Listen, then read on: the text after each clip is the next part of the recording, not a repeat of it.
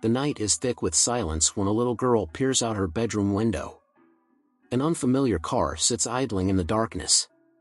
Her pulse quickens. She grabs a Polaroid camera, slipping outside, drawn toward the unknown. A cloaked figure lingers in the passenger seat, unmoving, watching. But then, a voice, whispering from behind the house. She turns.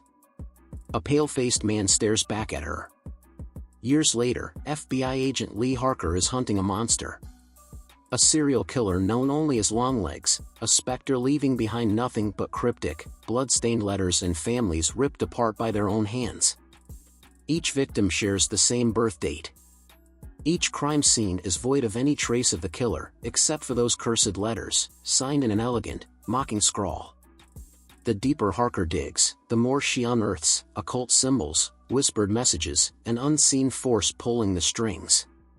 Then, a knock at her door. A shadow outside. When she goes outside to investigate, she sees the figure inside her house. A birthday card waits for her, scrawled in the same ominous handwriting. Following a sinister clue, X marks the spot. Harker exhumes a buried doll at a former crime scene. Inside its head, a small, metallic orb, pulsing with something unnatural. When an ultrasound is performed, it doesn't just make noise, it speaks. And Harker listens. It emits whisper-like noises and triggers Harker's psychic abilities. She tracks down the only survivor, Carrie and Camera, now a hollowed-out shell locked away in a mental institution. Carrie tells her about the doll, how its whispers slithered into her father's ears, turning him into a marionette of murder.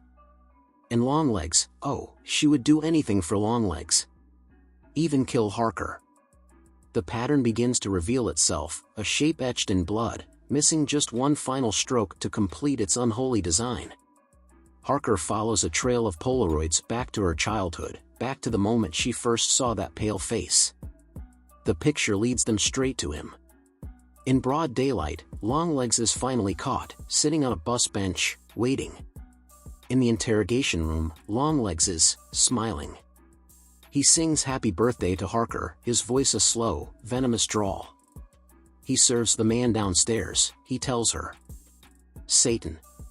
And when she demands to know who helped him, he chuckles. Ask your mommy, he whispers. Then, without hesitation, he drives his head into the steel table, caving in his skull. Blood splatters like an artist's final brushstroke. Memories claw their way to the surface. The truth sends Harker racing to stop what's coming. She arrives just in time to see her mother holding another cursed doll, one made in her image.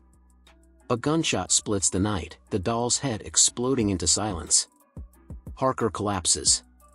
And then, the memories come flooding in, her mother, dressed as a nun, delivering the dolls, setting the stage for massacre after massacre. A phone rings in the darkness. Harker, barely clinging to consciousness, lifts the receiver. A voice, deep, guttural, inhuman, hisses through the static. You're late for Ruby's party. The race is on. Longlegs may be dead, but his work is not finished.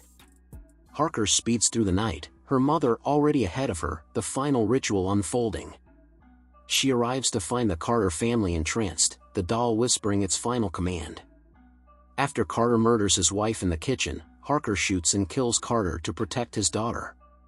Her mother turns on the last victim, the child. Harker hesitates. Then, she pulls the trigger. Her mother collapses in a lifeless heap. But it's not over. The doll still breathes, its curse unbroken. Harker aims, click. Empty. The movie closes with a chilling shot of Longlegs in the interrogation room, his eerie grin widening as he whispers, "Hail Satan." What do you think happened to the doll at the end?